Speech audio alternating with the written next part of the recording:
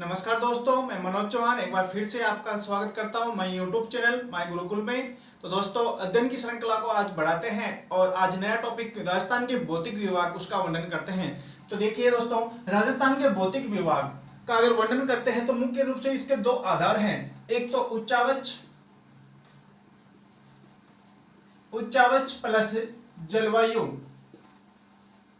उच्चावच plus जलवायु, इनके आधार पर मुख्य रूप से चार भाग बताए गए हैं। चार भाग वो कौन कौन से हैं देखते हैं। पहला है मरुस्थल, दूसरा है अरावली, तीसरा है मैदान और चौथा है हाड़ौती या फिर पठार भी बोल सकते हैं। तो ये प्रमुख चार भाग हैं जो उच्चावच व जलवायु के आधार पर बांटे गए हैं। तो सबसे पहले बात करते हैं इन चारों भागों में क्षेत्रफल की बात करते हैं तो 61% भाग है क्षेत्रफल का वो मरुस्थल में व्याप्त है और 9% भाग है अरावली में है और 23% भाग है वो मैदानों में है और 7% भाग है वो हाड़ौती के पठार में है। अब बात करते हैं इन क्षेत्रफल में जनसंख्या कितनी निवास करती है। जनसंख्या की बात करते हैं तो मरुस्थल के 61% भाग में लगभग 40% जनसंख्या है वो निवास करती है और अरावली के 9% भाग में 10% जनसंख्या है वो निवास करती है और मैदान के 23% भाग में लगभग 39% जनसंख्या है वो निवास करती है। और दोस्तों, हाड़ौती के पठार में 7% क्षेत्रफल में लगभग 11% जनसंख्या है वो निवास करती है। अब बात करते हैं इसके जिलों की, कौन से भूभाग में कितने जिले हैं। अगर बात करते हैं सबसे पहले तो मरुस्थल में 12 जिले हैं और अरावली की बात करते हैं तो इसमें 13 जिले हैं। मैदानों की बात करते हैं तो 10 जिले हैं और हाड़ौती के पठार की बात करते हैं तो इसमें भी 7 जिले हैं। ये मुख्य जिले हैं जो इन भागों में बांटे गए हैं। अब बात करते हैं यहाँ की मिट्टी की कि कौन से भूभाग में कौन सी प्रकार की मिट्टी मिलती है। तो सबसे पहले बात करते हैं मरुस्थल की। मरुस्थल में अगर बात करते हैं तो रेतीली या बलुई या फिर बोल सकते हैं इसको मरुस्थलीय मिट्टी।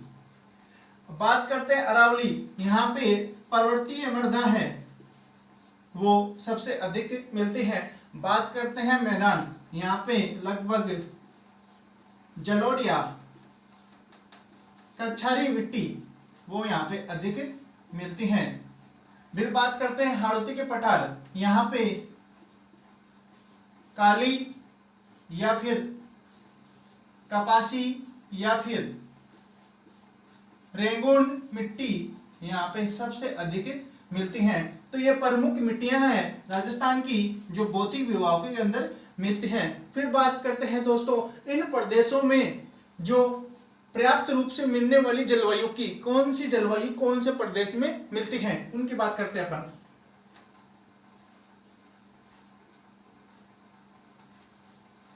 जलवायु की दृष्टि से अगर मरुस्थल के रूप में देखते हैं तो यहाँ पे शुष्क व अर्ध शुष्क प्रकार की जलवायु है वो मिलती है। और बात करते हैं अरावली क्षेत्र की तो यहाँ पे उप आर्द्र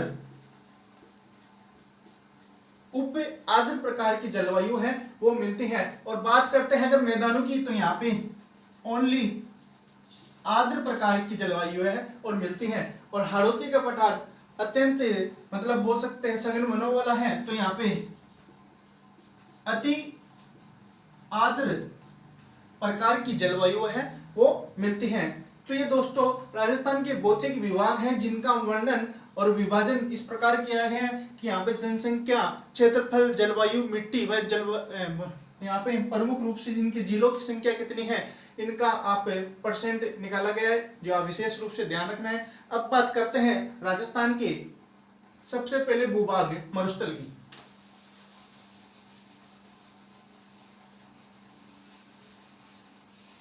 राजस्थान का जो सबसे बड़ा भूभाग है मरुस्थल, अगर उसका देखते हैं तो सबसे पहले बात करते हैं ए, इसका पूरा नाम है पश्चिमी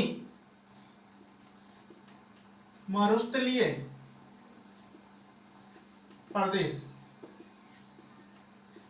जो क्षेत्रफल की दृष्टि से 61% भाग है वो रखता है। तो सबसे पहले बात करते हैं, तो सबसे पहले इसके निर्माण की बात करते हैं। निर्माण, तो दोस्तों इसका अगर निर्माण की बात करते हैं तो इसका निर्माण है वो टर्सरी काल में, टर्सरी काल में इसका निर्माण हुआ था, या फिर इसको बोल सकते हैं प्लेस्टोसीन काल।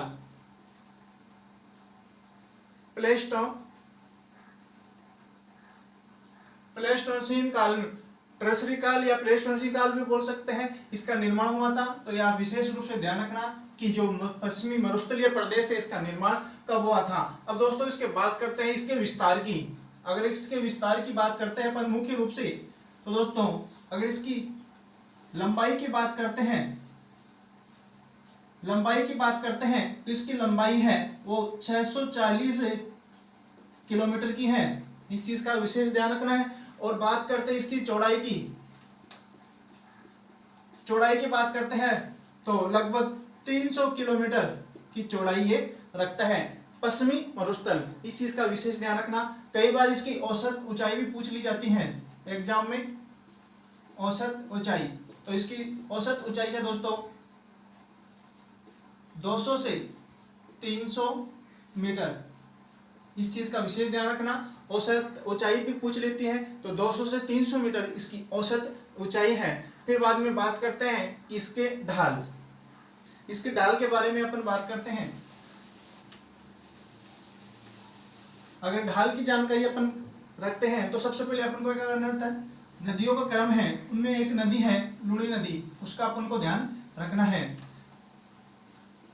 ईस्ट, वेस्ट, नॉर्थ और साउथ, जो लूणी नदी है उसका विस्तार है वो अजमेर की नाग पहाड़ियों से होता है। तो ये जो लूणी नदी है, ये जो लूणी नदी है ये उत्तर पूर्व से दक्षिण पश्चिम की ओर बहती है, इसलिए इस संपूर्ण प्रदेश का ढाल है वो ध्यान रखना है उत्तर पूर्व से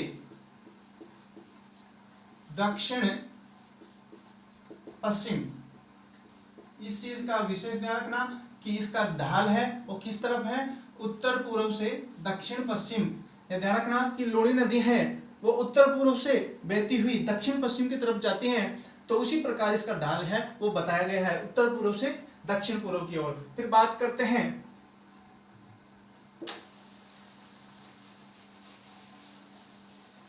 पश्चिमी जो मरुस्थल भाग है इसके कितने भाग बांटे गए आगे चलकर, तो मुख्य रूप से इसके दो भाग बांटे गए हैं। पहला है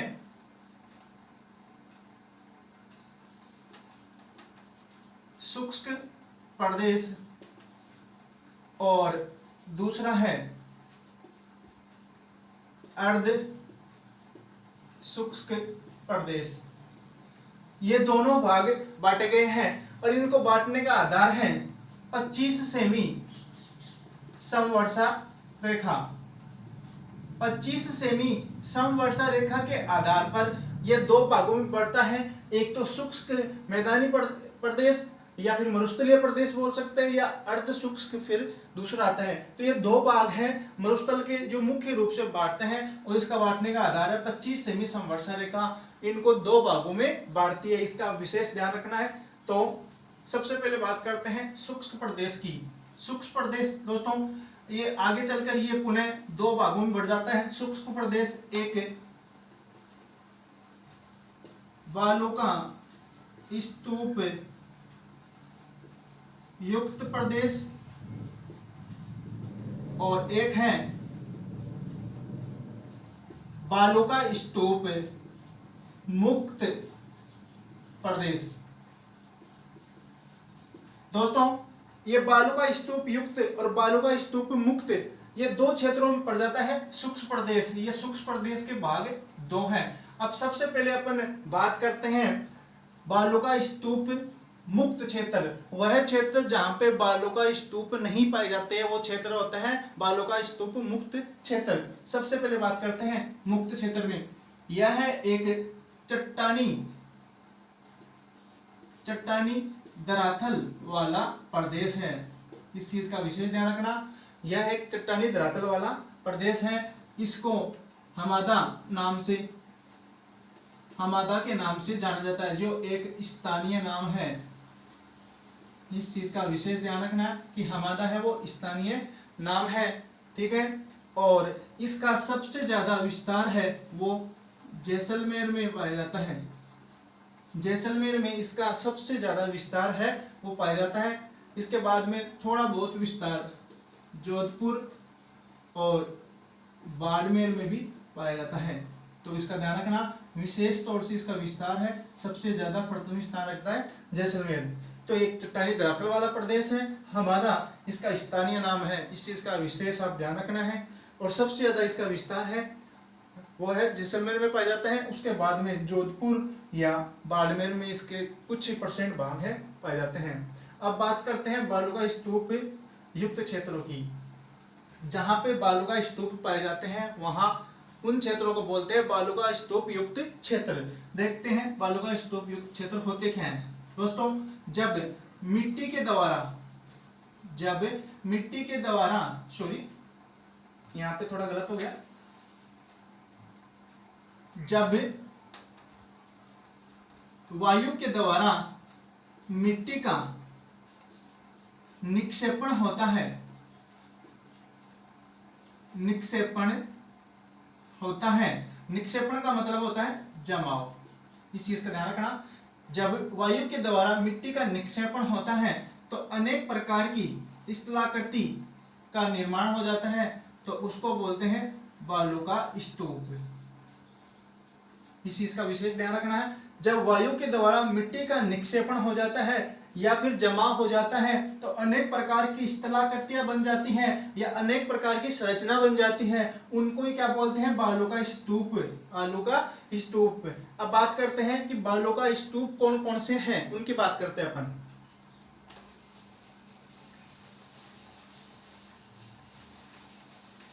राजस्थान में पाए जाने वाले मुख्य रूप से बालू का स्तूप कौन कौन से हैं। सबसे पहले बात करते हैं अपन बरखान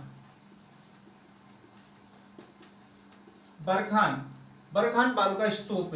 इसकी जो संरचना होती है वो लगभग अर्धचंद्राकार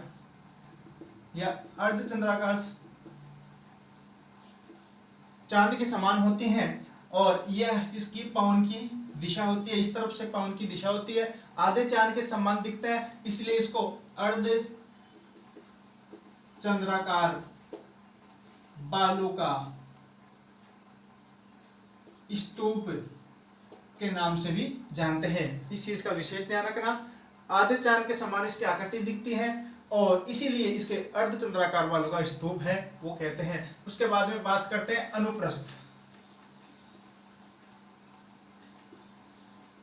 अनुप्रस्थ बालू का स्तूप। अनुप्रस्थ बालू का स्तूप है ये एक संपूर्ण प्रकार हैं, जैसे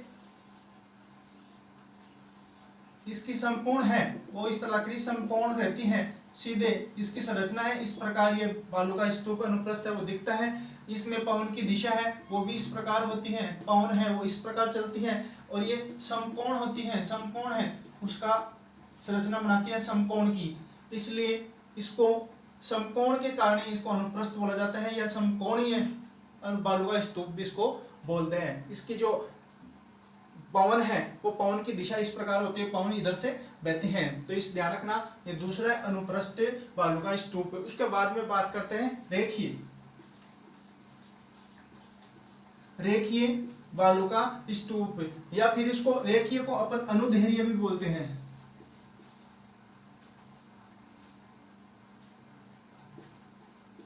अनुदैर्घ्य बालू का स्तूप है, अनुदैर्घ्य बालू का स्तूप है। इसमें दोस्तों इसको रेखीय इसलिए बोलते हैं क्योंकि एक रेखा के समान इसकी आकृति होती है, एक सीधी रेखा के रूप, और संपूर्ण जो रेखा होती है वो एक समानांतर होती है। इसमें भी पवन की दिशा है वो इस प्रकार ही रहती है, पवन है इस तरफ से आती रहती है और ये एक समानांतर एक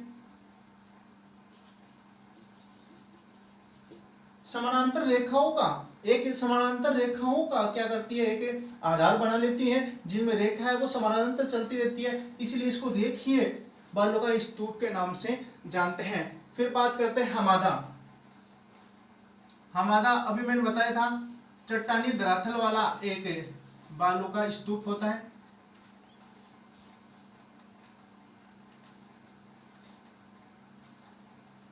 हमादा, हालांकि हमादा नाम है वो स्थानीय नाम है, इसमें पवन की दिशा है वो इस प्रकार रहती है, और यह क्या है कि चट्टानी धरातल है, ये ध्यान रखना, ये एक चट्टानी धरातल है, इस चीज का विशेष ध्यान रखना कि हमादा क्या है, चट्टानी धरातल है, इस चीज का आप विशेष ध्यान रखना है। फिर बात करते हैं कि राजस्थान में सबसे ज्यादा पाए जाने वाला बालू का स्तूप, या फिर बोल सकते हैं कि रेगिस्तानी इलाकों में सबसे अधिक पाए जाने वाला बालू का स्तूप, उसका नाम है पैराबोलिक।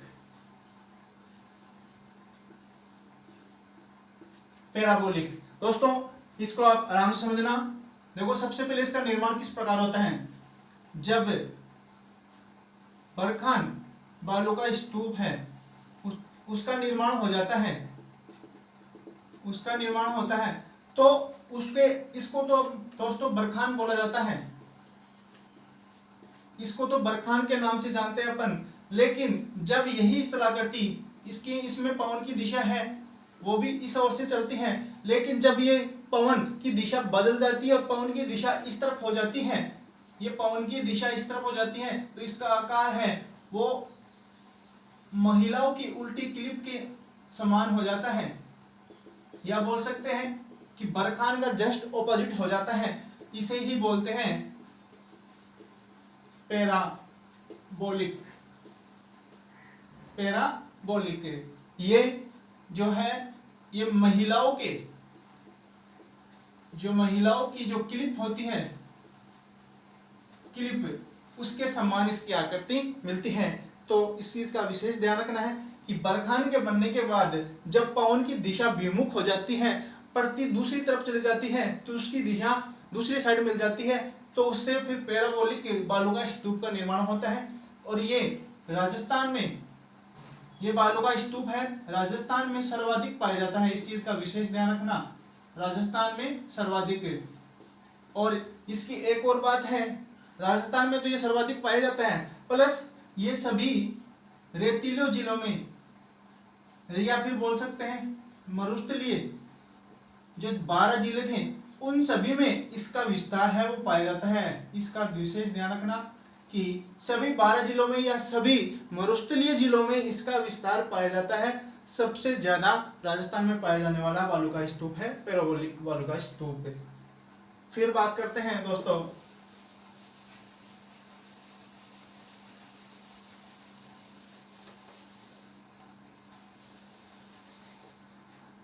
सीप। देखो होती क्या है दोस्तों, सीप ये भी बरखान का ही एक प्रतिरूप है। जब बरखान की स्थिति बन जाती है, अभी मैंने बताया कि बरखान है वो इस प्रकार बनता है, इसे अपन बरखान बोलते हैं, बरखान बालू का स्तूप के नाम से इसको अपन जानते हैं। लेकिन जब ये इसमें पवन की दिशा है वो इस प्रकार होती है, इस तरफ से अपन पवन की दिशा को इसमें डाल रहे हैं, तो इस प्रकार ये बरखान है, बरखान का निर्माण होता है, बरखान बालू का स्तूप। जब पवन की दिशा इस तरफ हो जाती है, उत्तर पूर्व से पवन की दिशा आने लग जाती है, तो इसका एक सिरा वो आगे तक बढ़ जाता है, एक सिरा आगे तक बढ़ जाता है, इसे ही सीप के नाम से जानते हैं, इसे ही सीप के नाम से जानते हैं। और जब इसकी दिशा इस तरफ हो जाती है, दक्षिण पूर्व बोल सकते हैं इसको, दक्षिण पूर्व हो जाती है, तो इसकी जो ऊपर वाली सीमा है वो आगे तक बढ़ जाती है, और इस प्रकार के बालू का स्तूप है, इसको भी अपन सीप के नाम से ही जानते हैं। तो सीप की अगर कोई भी भुजा एक लंबी हो जाती है उसको अपन क्या बोलते हैं, सीप, जो किसका ही भाग है, बरखान का भाग है। इस चीज का विशेष ध्यान रखना। ये प्रमुख बालू का स्तूप थे राजस्थान में पाए जाने वाले। अब बात करते हैं राजस्थान के जो दूसरे भाग थे, अर्ध शुष्क प्रदेश दूसरा है बी, अर्ध शुष्क मरुस्थलीय प्रदेश। अर्ध शुष्क मरुस्थलीय प्रदेश है। अगर अर्ध शुष्क मरुस्थलीय प्रदेश की बात करते हैं तो ये मुख्य रूप से 4 भागों में बढ़ता है।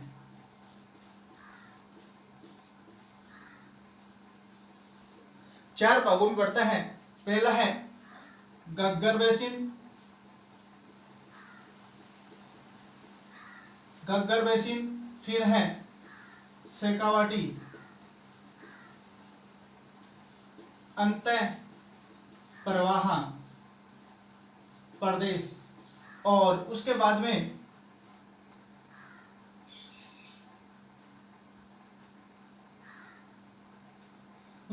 आता है नागौर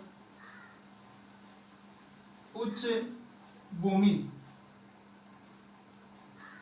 और फिर आता है लूणी बेसिन।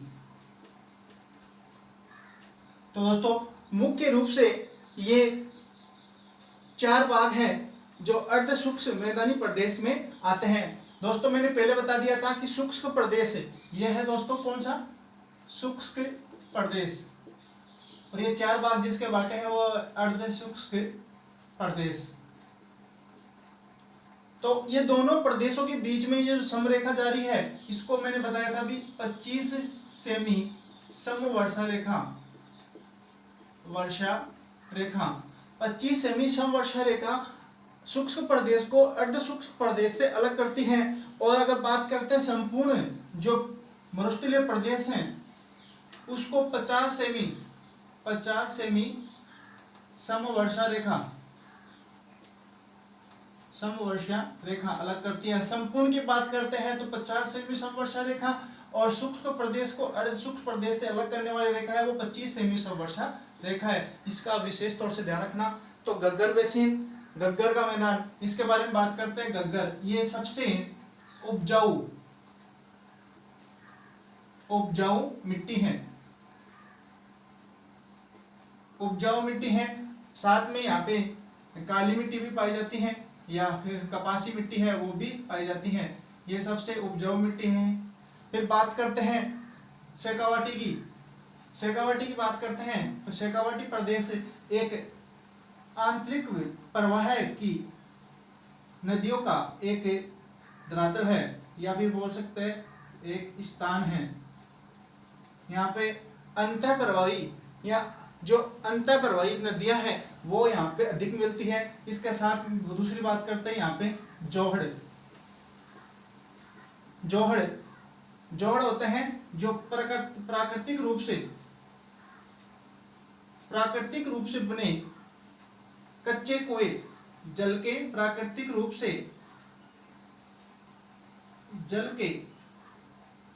कच्चे कुएं को जोहड़ के नाम से जाना जाता है। इस चीज का विशेष ध्यान रखना कि जो जोहड़ है उसे अपन क्या बोलते हैं। फिर बाद में करते हैं रन यहाँ मानसून काल में वर्षा से बनने वाला तालाब, मानसून काल में वर्षा से बनने वाला तालाब, या फिर एक जगह जहाँ पे वर्षा का जल मानसून काल में जम जाता है वह रन कहलाता है। फिर बाद में बात करते हैं नागौर उच्च भूमि की। यह उच्च भूमि प्रदेश है और इसका विस्तार है वो अजमेर से नागौर के बीच पाया जाता है। उच्च भूमि का कई बार प्रश्न आ जाता है कि उच्च भूमि प्रदेश है वो कौन से 2 जिलों के बीच में पाई जाती हैं। तो अजमेर से नागौर के बीच के जो भाग है वहां पे उच्च भूमि प्रदेश पाए जाते हैं। फिर बात करते हैं अपन लूणी बेसिन। यहाँ सबसे अधिक लवणीय पौधे यहाँ पे सबसे अधिक मिलते हैं। इस चीज का ध्यान रखना, कई बार एग्जाम में आते हैं कि लवणीय पौधे हैं वो कहाँ पे मिलते हैं, और लवणीय पौधों का विस्तार सबसे अधिक कहाँ पाया जाता है, तो इस चीज का विशेष ध्यान रखना। दूसरा, इसको अपन गोडवाट प्रदेश के नाम से या फिर बेसिन के नाम से भी जानते हैं। कई बार एग्जाम में आ जाता है कि गोडवाट प्रदेश या बेसिन कौन से प्रदेश को या फिर कौन से क्षेत्र को बोलते हैं, तो लुनी बेसिन को ही गोडवाट प्रदेश या बेसिन के रूप में जानते हैं। तो ये प्रमुख बोल सकते हैं कि राजस्थान का जो पश्चिमी मरुस्थलीय भाग है, या बोल सकते हैं राजस्थान का सबसे बड़ा मरुस्थलीय भाग, उसका विस्तार है। अब दोस्तों बात करते हैं कि इस मरुस्थलीय प्रदेश में, इस संपूर्ण मरुस्थलीय प्रदेश में ऐसे बनने वाले छोटे प्रश्न जो एग्जाम में कई बार आते हैं, इस प्रदेश से संबंधित हैं, उनके बारे में जानकारी प्राप्त करते हैं। तो सबसे पहले अपन बात करते हैं प्लाया झील या फिर खड़ीन झील या फिर टाड़ झील। एक ही प्रकार की होती है, एक ही मान सकते हैं इनको। ये होती क्या है, सबसे अधिक अगर बात करते हैं तो ये जैसलमेर का उत्तरी भाग है, वहां पे ये सबसे अधिक की जाती है। इसमें होता क्या है,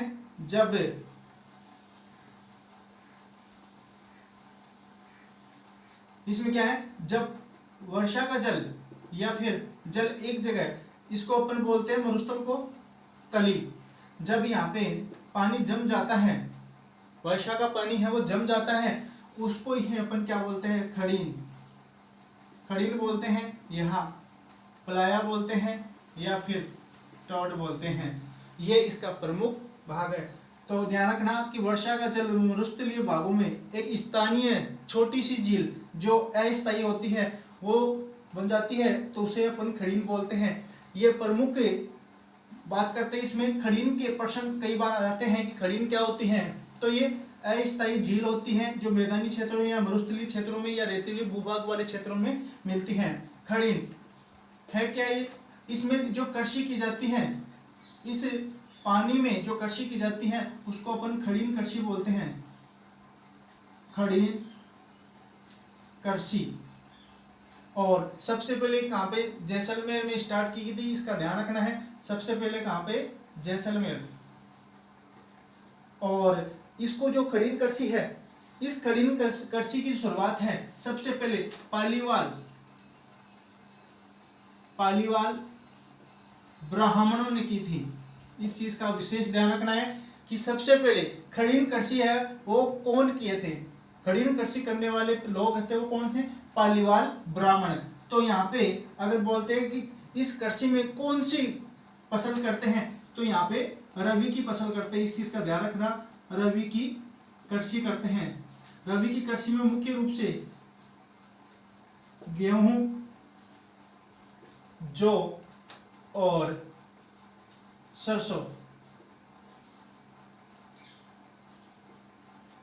गेहूं, जौ और सरसों मुख्य रूप से इस खड़ीन कृषि के रूप में करते हैं। तो इसका ध्यान रखना कि अस्थायी झील मरुस्थलीय क्षेत्रों में बन जाती है, उसको खड़ीन, प्लाया, टोड बोलते हैं।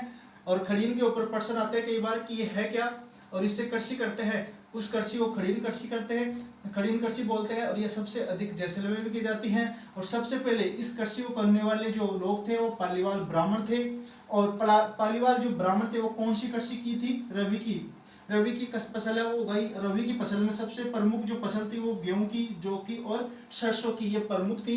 उसके बाद में अपन बात करते हैं रनिया टोड।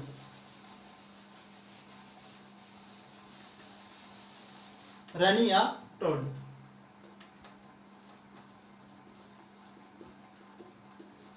ये भी दोस्तों सबसे अधिक है, जैसलमेर में की जाती है। जैसलमेर में ये सर्वाधिक की जाती है। इस चीज का ध्यान रखना विशेष रूप से कि ये रनिया टोड है, सबसे अधिक कहाँ की जाती है, जैसलमेर में। देखिए दोस्तों, रन या टोड के मुख्य रूप से अगर बात करते हैं तो यहाँ पे रन या टोड होता क्या है कि जब जल किसी एक स्थान पर अधिक लंबे समय तक जम जाता है या ठहर जाता है तो वो स्थान दलदली हो जाता है, और दलदली होने से वह अनउपजाऊ भी हो जाता है।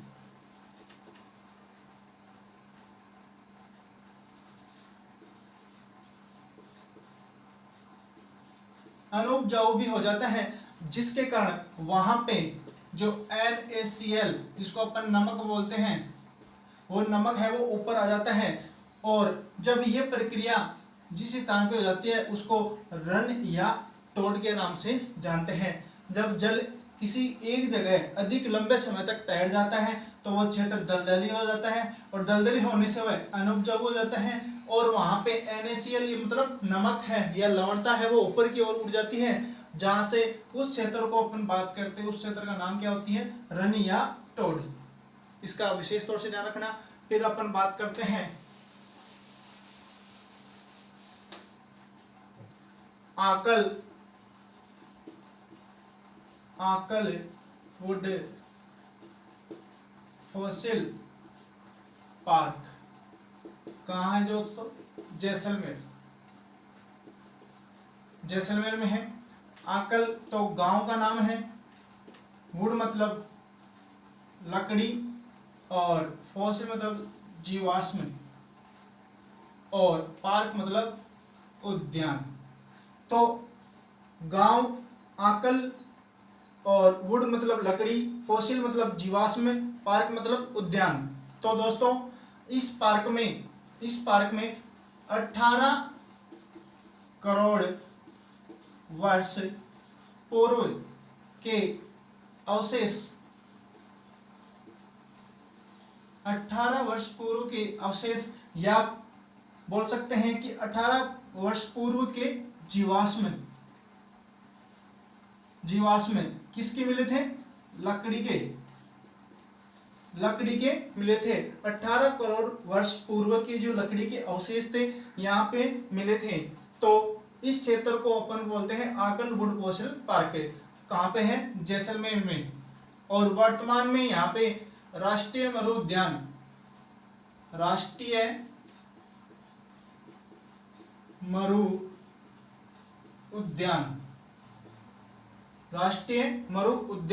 अगर इसकी अगर बात करते हैं तो यह है 3162 किलोमीटर में फैला हुआ है, जो कहाँ पे है, जैसलमेर में। इस चीज का विशेष ध्यान रखना। राष्ट्रीय मरु उद्यान कहाँ है, जैसलमेर में। 3162 किलोमीटर में यह फैला हुआ है। तो इसी राष्ट्रीय उद्यान में ये पार्क स्थित है, इस चीज का भी ध्यान रखना। इसी मरु उद्यान में ये पार्क स्थित है जहाँ पे 18 करोड़ वर्ष पूर्व के अवशेष मिले हैं, किसके, लकड़ी के। इस चीज का ध्यान रखना है। फिर बात करते हैं अपन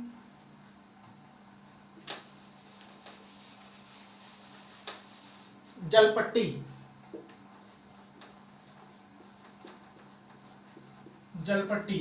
तो दोस्तों जलपट्टी होती क्या है, जो राजस्थान में पाई जाने वाली, पश्चिमी राजस्थान की तरफ जो जलपट्टी पाई जाती है उसके बारे में जानकारी करते हैं दोस्तों। कि यह है दोस्तों घग्गर नदी। जब ये प्राचीन समय की बात करते हैं तो प्राचीन समय में ये सरस्वती नदी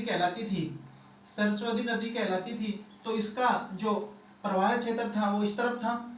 यह एक सरस्वती, जिसको अपन मृत नदी के नाम से भी जानते हैं, इसका ध्यान रखना। सरस्वती नदी को मृत नदी के नाम से जानते हैं। तो यहाँ पे जैसे ये पूर्व में ये नदी बहती थी, तो यहाँ पे बीच में एक जगह थी जैसलमेर में, जो मोहनगढ़ से लेकर पोखरण तक। तो बात करते हैं मोहनगढ़ और पोखरण, इसके बीच में ये 60 किलोमीटर की एक जलपट्टी थी। और इसके नीचे जो नीचे जमा हुआ था धरातल के अंदर वो था जिप्सम। जिप्सम यहाँ पे जमा हुआ था 60 किलोमीटर के नीचे, यहाँ पे जिप्सम जमा हुआ था। तो ये 60 किलोमीटर की परिधि में यहाँ पे जो जिप्सम है नीचे जमा होने के कारण यहाँ पे जो जल स्तर है वो ऊपर की तरफ ही रह गया, जिसके कारण यहाँ पे आज वर्तमान समय में इसको जल पट्टी के रूप में जानते हैं। यहाँ पे एक विशेष प्रकार की यहाँ पे जल का स्तर वो ऊपर पाया जाता है, इसलिए यहाँ पे जल पट्टी पाई जाती है। और यहाँ पे जो उगने वाली जो घास है उसको सेवण घास के रूप में जानते हैं। और इसी जल पट्टी पर स्थित एक नलकूप है जिसका नाम है थार का गड़ा।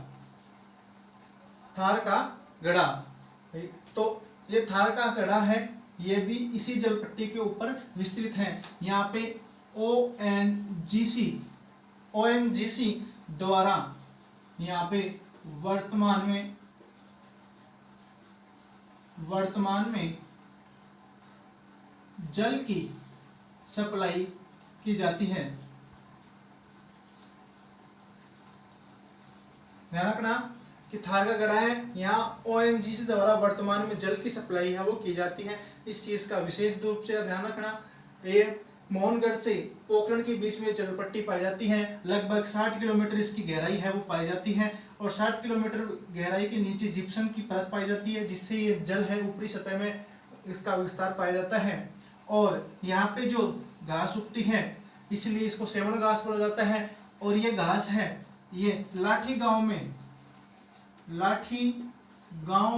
होने के कारण इसे लाठी सीरीज क्षेत्र के नाम से जाना जाता है। लाठी गांव में होने के कारण इसे लाठी सीरीज क्षेत्र के रूप में जाना जाता है। फिर दोस्तों बात करते हैं अपन नेक्स्ट नखलिस्तान।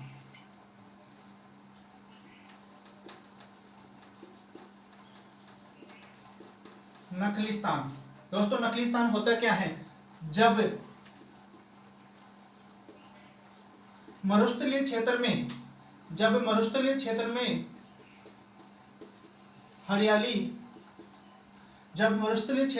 हरियाली का विस्तार हो जाता है, जब मरुस्थलीय क्षेत्र में हरियाली का विस्तार है वो हो जाता है, तो वो नखलिस्तान के रूप में या नखलिस्तान नाम से जाना जाता है। इसका विशेष तौर से ध्यान रखना। इसके बाद में बात करते हैं राजस्थान मरुस्थल का मार्च।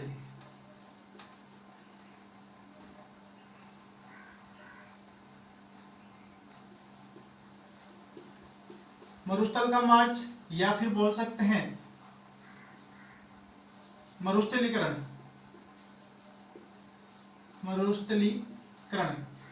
दोस्तों मरुस्थल का मार्च या मरुस्थलीकरण यह होता एक ही बात है, अलग दो नाम है इसके। जब क्या होता है, जब मरुस्थल का विस्तार किस तरफ हो जाता है, किसी दूसरी तरफ हो जाता है, यानी मरुस्थल का विस्तार धीरे धीरे आगे की ओर बढ़ जाता है, उसको बोलते हैं मरुस्थल का मार्च या मरुस्थलीकरण। वर्तमान में दक्षिण पश्चिम दिशा से उत्तर पूर्व की ओर जो मरुस्थल का है वो विस्तार हो रहा है। ये ध्यान रखना, दिशा है दक्षिण पश्चिम से उत्तर पूर्व की ओर मरुस्थल का विस्तार हो रहा है। और राज्य किस तरफ हो रहे हैं वर्तमान में? ये हरियाणा राज्य की तरफ इसका विस्तार है वो वर्तमान में हो रहा है। और इस मरुस्थल में सबसे ज्यादा जो बालू का स्तूप है वो बढ़ रहा है, उसका नाम है बरखान। बरखान सबसे ज्यादा ऐसा बालू का स्तूप है, सबसे अधिक तीव्र गति से बढ़ता है। और राजस्थान का बालू का स्तूप ऐसा है जो सबसे ज्यादा गतिशील है और सबसे ज्यादा आगे बढ़ता रहता है, इसलिए बरखान का महत्वपूर्ण स्थान है इस मरुस्थल का मार्च में। तो ये विशेष तौर से ध्यान रखना। एक प्रश्न और आता है पियूना, जो कि जैसलमेर में पाई जाने वाली एक श्याप की प्रजाति है, इस श्याप की प्रजाति है और इसका रंग है वो पीला होता है, पीला रंग। इसका विशेष ध्यान रखना, परिवार प्रश्न आ जाता है एग्जाम में कि पेवड़ा है क्या। जैसलमेर में पाई जाने वाली एक श्याप की प्रजाति है जिसका रंग है वो पीला होता है, इसका विशेष तौर से ध्यान रखना। तो ये थे अपने भौतिक विभागों में पार्ट 1 मरुस्थल जिसका अपन अध्ययन करते हैं। आशा करता हूँ कि आपको समझ में आया होगा। और पार्ट जानने के लिए आप मेरे वीडियो को लाइक करें व सब्सक्राइब करें जिससे और अधिक वीडियो आपको प्राप्त हो सके। धन्यवाद।